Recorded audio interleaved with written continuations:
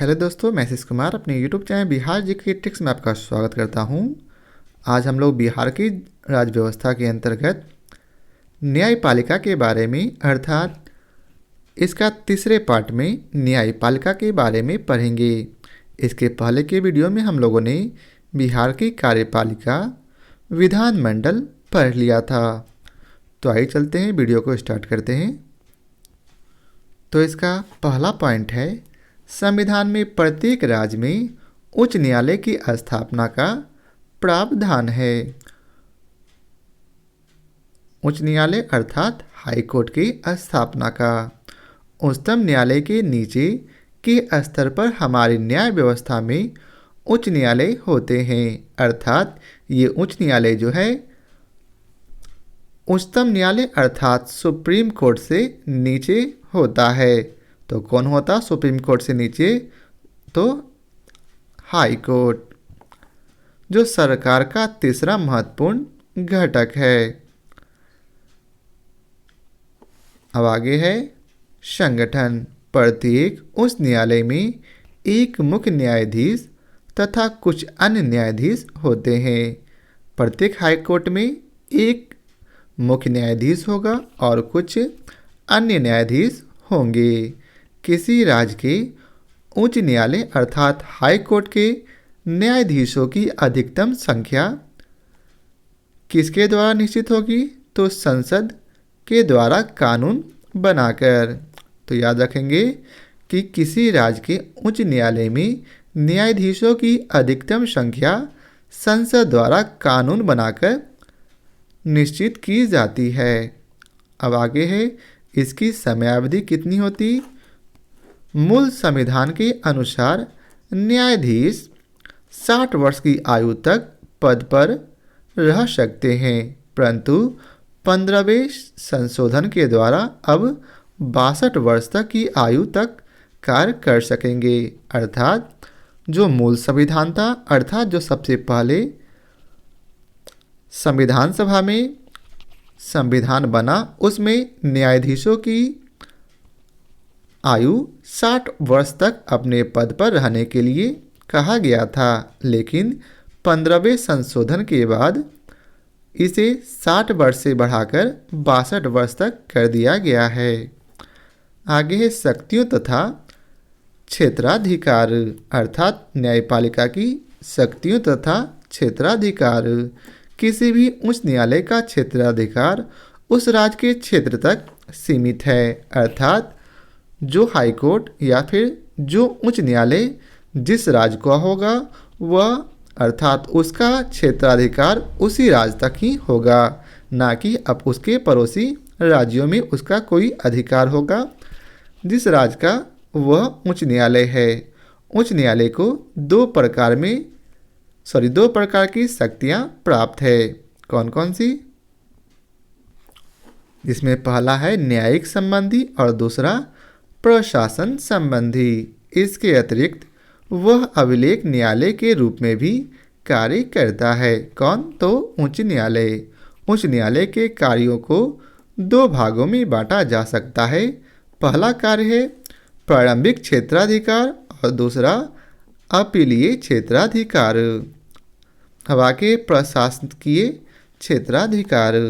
अनुच्छेद 227 के अनुसार उच्च न्यायालय को अपने राज्य में अधीनस्थ न्यायालयों और न्यायाधिकरणों पर अधीक्षण का अधिकार प्राप्त होता है। उच्च न्यायालय के परामर्श से ही राज्यपाल जिला न्यायाधीशों की नियुक्ति कर सकता है। तो राज्यपाल किसके परामर्श से जिला न्यायाधीशों की नियुक्ति करता? तो उच्च न्यायालय के परामर्श से लेकर। पटना उच्च न्यायालय के मुख्य न्यायाधीश की सहायता के लिए जिला एवं सेशन न्यायाधीश की दर्जे के रजिस्ट्रार, संयुक्त रजिस्ट्रार, उप रजिस्ट्रार एवं सहायक रजिस्ट्रार होते हैं। अब नेक्स्ट पॉइंट है, उच्च न्यायालय को दीवानी, फौजदारी और राजस्व संबंधी अपीलीय अधिकार प्राप्त होता है। नेक्स्ट पॉइंट है, बिहार उच्च न्यायालय के सारे मुकदमों की सूची पूर्ण रूप से कंपाउंड राइट्स है, इसलिए कंप्यूटर विभाग की देखभाल के लिए एक रजिस्ट्रार और एक संयुक्त रजिस्ट्रार की विशेष व्यवस्था की गई है। नेक्स्ट पॉइंट है, उच्च न्यायालय अपने अधीन न्यायालयों और न्यायाधिकरणों पर निगरानी रखता है। तो उच्च न्यायालय जो है अपने अधीन किन पर निगरानी रखता? तो न्यायालयों और न्यायाधिकरणों पर। नेक्स्ट पॉइंट है, भारत में एकीकृत न्याय व्यवस्था की स्थापना की गई है। शिखर पर उच्चतम न्यायालय है, जिसके नीचे राज्य उच्च न्यायालय है। उच्च न्यायालय के अधीन जिला स्तर के न्यायालय हैं और जिले में 3 प्रकार के अधीनस्थ न्यायालय हैं। तो आइए जानते हैं जिले के 3 प्रकार के अधीनस्थ न्यायालय। तो पहला है दीवानी न्यायालय, दूसरा फौजदारी न्यायालय और तीसरा राजस्व या माल न्यायालय।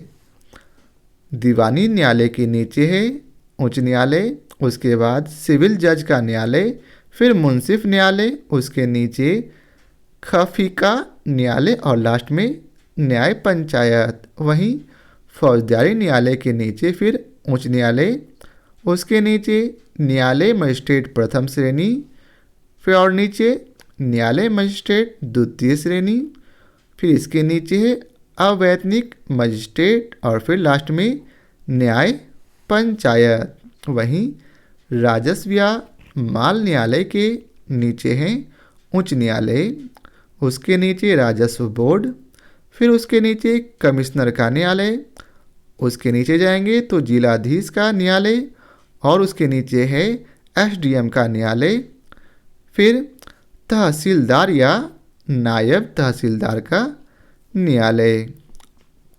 अब आइए चलते आगे बढ़ते हैं। पटना उच्च न्यायालय की स्थापना 9 फरवरी 1916 को हुई थी। तो यह डेट काफ़ी याद रखेंगे क्योंकि डाटा जो है आपको बीपीएससी पीटी में काफ़ी इम्पॉर्टेंट रहता है। स्थापना के समय इसका कार्यक्षेत्र बिहार और उड़ीसा था। पटना उच्च न्यायालय बिहार राज्य की न्यायिक व्यवस्था के शिखर पर विराजमान है। आप लोग देख सकते हैं मुख्य न्यायाधीश सर एडवर्ड मायवर्ड चैम्प्स चामियर थे, जिसका समय 1 मार्च 1916 से 30 अक्टूबर 1917 था। तो पटना हाईकोर्ट के पहले मुख्य न्यायाधीश तो चैम्प्स चामियर हैं। इसके बाद के भी कुछ न्यायाधीश हैं, लेकिन इम्पोर्टेंट पहला और वर्तमान का रहा था, इसलिए मैं केवल आपको पहला बताया। अब आइए चलते हैं, जानते हैं वर्तमान में कौन है। तो वर्तमान में है संजय करोल जी, जिनका समय 11 नवंबर 2019 से अब तक है, अर्थात वर्तमान में पटना हाईकोर्ट के मुख्य न्यायाधीश है संजय करोल। अब आगे हम लोग पढ़ेंगे महाधिवक्ता के बारे में। भारतीय संविधान के अनुच्छेद 165 के अनुसार राज्यपाल ऐसे किसी भी व्यक्ति जो उच्च न्यायालय का न्यायाधीश होने की योग्यता रखता है उसे राज्य का महाधिवक्ता नियुक्त किया जाता है। महाधिवक्ता बिहार राज्य का उच्चतम विधि अधिकारी होता है। महाधिवक्ता राज्यपाल के प्रसाद प्रयत्न पद पर आसीन रह सकता है। वहीं नेक्स्ट पॉइंट है इसका, भारतीय संविधान के अनुच्छेद 165(1) के अनुसार महाधिवक्ता का मुख्य कार्य विधि संबंधी विषयों पर राज्य सरकार को सलाह देना होता है। वहीं नेक्स्ट पॉइंट है, महाधिवक्ता वैसे कार्यों को भी संपादित करता है जो उन्हें राज्यपाल संविधान अथवा अन्य किसी विधि द्वारा प्रदान करता है।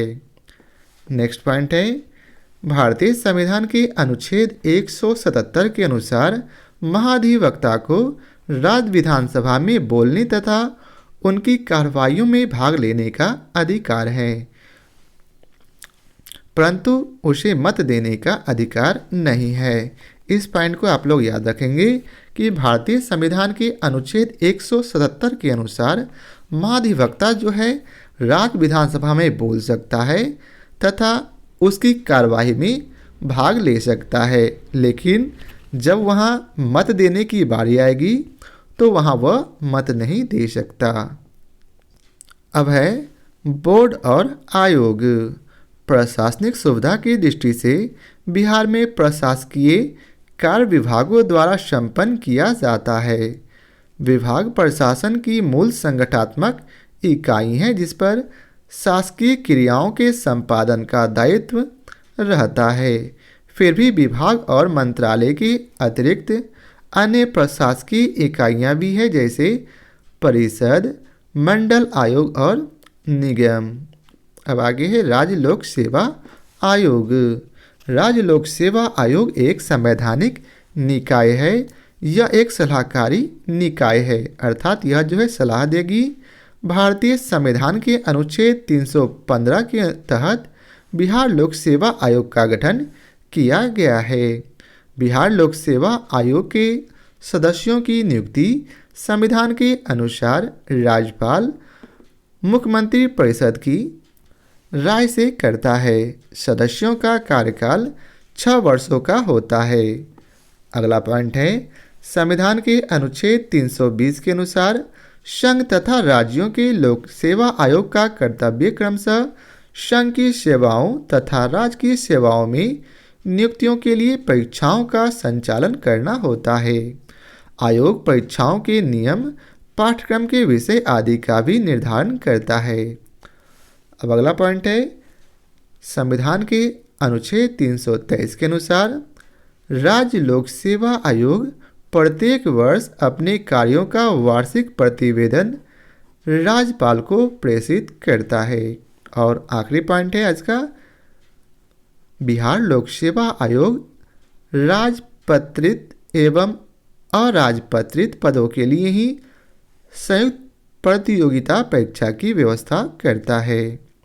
अब आइए चलते हैं, अब तक जो हम लोगों ने पढ़ा उस पर आधारित प्रश्नों को देखते हैं। तो अब इसका पहला प्रश्न है, भारतीय संविधान सभा का गठन कब हुआ था? तो हम लोगों ने पढ़ा है कब, 1946 में। नेक्स्ट प्रश्न है, भारतीय संविधान सभा की पहली बैठक कब हुई थी? तो इसका उत्तर है सी, 9 दिसंबर 1946 को।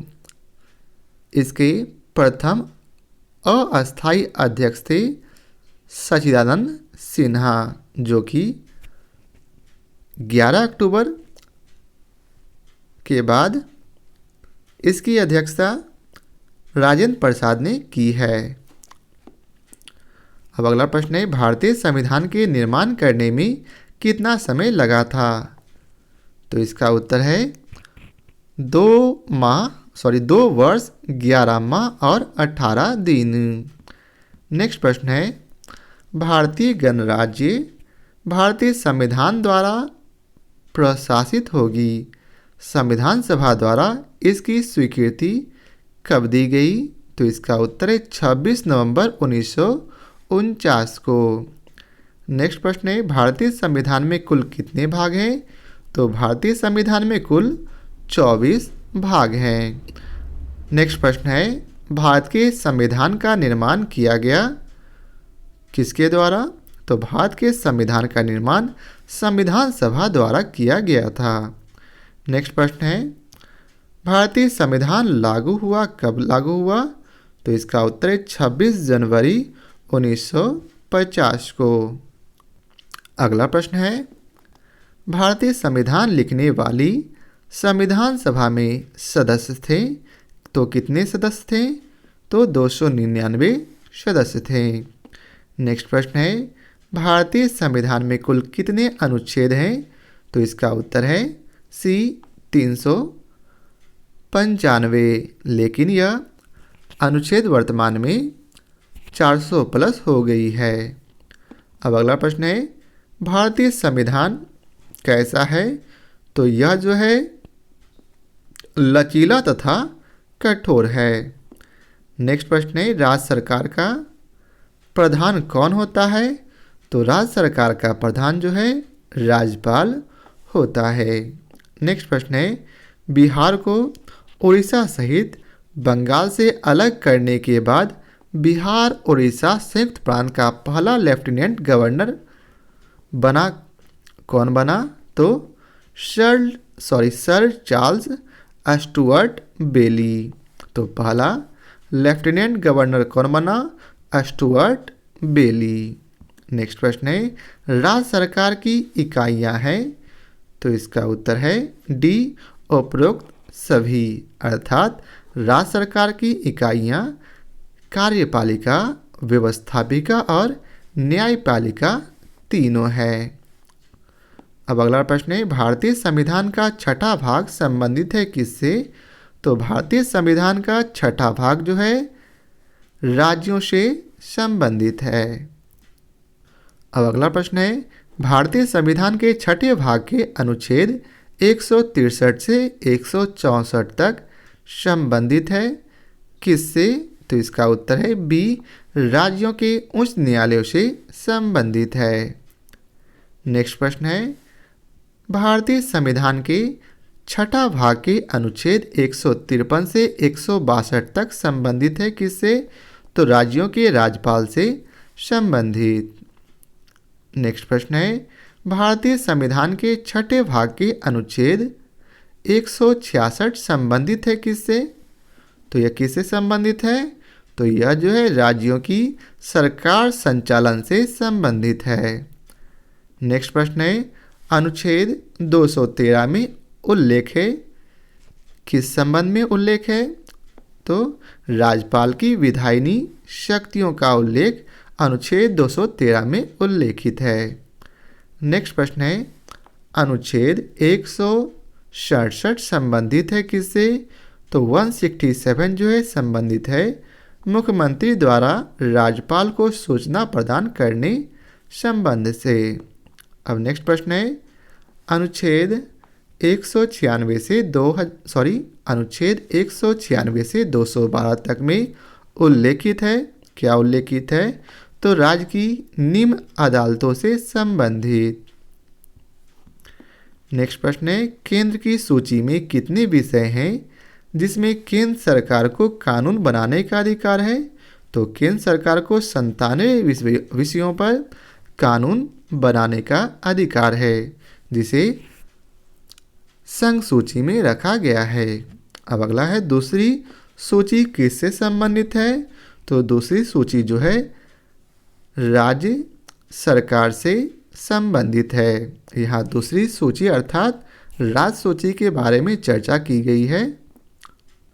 अब अगला प्रश्न है, तीसरी सूची समवर्ती विषयों से संबंधित है जिस पर कानून बनाने का अधिकार किसके पास है? तो समवर्ती सूची पर कानून बनाने का अधिकार संसद और विधानमंडल दोनों को है। नेक्स्ट प्रश्न है, बिहार के 28 जिलों में कुल कितने विधानसभा निर्वाचित क्षेत्र हैं? तो बिहार के 28 जिलों में कुल 243 विधानसभा क्षेत्र हैं। अब अगला प्रश्न है, किसके अनुशंसा से राष्ट्रपति राज्य में राष्ट्रपति शासन लागू करता? तो किसके अनुशंसा से? तो राज्यपाल के अनुशंसा से। नेक्स्ट प्रश्न है, राज्य के राज्यपाल संविधान के किस अनुच्छेद के तहत राज्य में राष्ट्रपति के प्रतिनिधि के रूप में राज्य का संचालन करते हैं? तो इसका उत्तर है अनुच्छेद 356 के तहत। नेक्स्ट प्रश्न है, स्वतंत्रता के पश्चात बिहार के राज्यपाल बने कौन? राज्यपाल बने स्वतंत्रता के पश्चात? तो जयराम दास दौलत राम। नेक्स्ट प्रश्न है, राज्य के राज्यपाल संविधान के किस अनुच्छेद के तहत मुख्यमंत्री एवं मंत्रियों की नियुक्ति करते हैं? तो इसका उत्तर है अनुच्छेद 164(1). अब अगला प्रश्न है, राज्य का मुख्यमंत्री होता है? तो इसका उत्तर है उपरोक्त सभी अर्थात राज्य का प्रधान, राज्यपाल का प्रमुख परामर्शदाता और विधानसभा का नेता। नेक्स्ट प्रश्न है, बिहार का विधानमंडल बनता है किनसे मिलकर? तो इसका उत्तर डी, उपयुक्त तीनों से मिलकर अर्थात राज्यपाल, विधानसभा और विधान परिषद तीनों से मिलकर बनता है। क्या? तो बिहार का विधानमंडल। नेक्स्ट प्रश्न है, बिहार विधान परिषद का प्रारंभिक नाम क्या था? तो इसका प्रारंभिक नाम लेफ्टिनेंट गवर्नर की परिषद था। नेक्स्ट प्रश्न है, बिहार उड़ीसा विधान परिषद के पहले सभापति थे, कौन थे? तो इसका उत्तर है सी, वाल्डन मोडे। नेक्स्ट प्रश्न है, बिहार विधानसभा के पहले अध्यक्ष कौन थे? तो बिहार विधानसभा के पहले अध्यक्ष रामदयालु सिंह थे। नेक्स्ट प्रश्न है, बिहार उच्च न्यायालय के प्रथम मुख्य न्यायाधीश थे, कौन? तो इसके प्रथम मुख्य न्यायाधीश सर एडवर्ड चामियर थे। नेक्स्ट प्रश्न है, उच्च न्यायालय को संविधान के किस अनुच्छेद के तहत अधीनस्थ न्यायालयों और न्यायाधिकरणों पर अधीक्षण का अधिकार होता है? तो किस अनुच्छेद के अंतर्गत? तो अनुच्छेद 227 के अंतर्गत। नेक्स्ट प्रश्न है, पटना उच्च न्यायालय की स्थापना हुई थी, कब हुई थी? तो 9 फरवरी 1916 को। नेक्स्ट प्रश्न है, उच्च न्यायालय को संविधान के किस अनुच्छेद के तहत अधीनस्थ न्यायालयों और न्यायाधिकरणों पर अधीक्षण का अधिकार होता है? तो इसका उत्तर है अनुच्छेद 315 के तहत। नेक्स्ट प्रश्न है, राज्य का राज्यपाल संविधान के किस अनुच्छेद के तहत महाधिवक्ता को नियुक्त करता है? तो इसका उत्तर है अनुच्छेद 165 के तहत। नेक्स्ट प्रश्न है, राज्य की विधानसभा में कितनी संख्या से अधिक सदस्य नहीं हो सकते? तो इसका उत्तर है 500 से अधिक सदस्य नहीं हो सकते। नेक्स्ट प्रश्न है, बिहार उड़ीसा संयुक्त प्रांत अस्तित्व में आया, कब अस्तित्व में आया? तो 1 अप्रैल 1911 को अस्तित्व में आया था। नेक्स्ट प्रश्न है, संविधान में राज्य के नीति निर्देशक तत्वों को शामिल करने का उद्देश्य क्या है? तो इसका उद्देश्य सामाजिक, आर्थिक, लोकतंत्र की स्थापना है। नेक्स्ट प्रश्न है, 73वें संविधान के बाद पंचायती राज अधिनियम सर्वप्रथम किस राज्य में लागू किया गया? तो इसका उत्तर है ए, कर्नाटक में।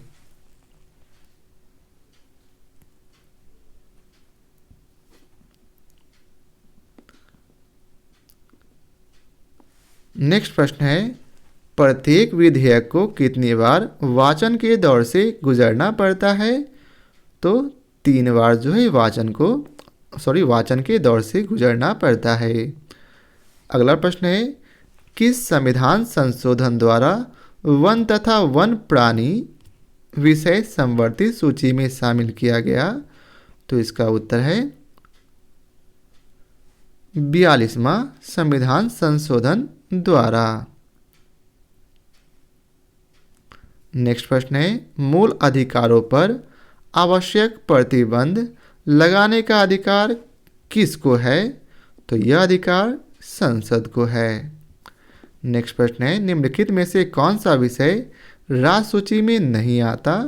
तो राज्य सूची में जन्म एवं मृत्यु का पंजीकरण राज्य सूची के अंतर्गत नहीं आता। नेक्स्ट प्रश्न है, पंचायती राज प्रदान करता है, क्या प्रदान करता? तो स्थानीय स्तर पर लोकतांत्रिक प्रशासन को। नेक्स्ट प्रश्न है,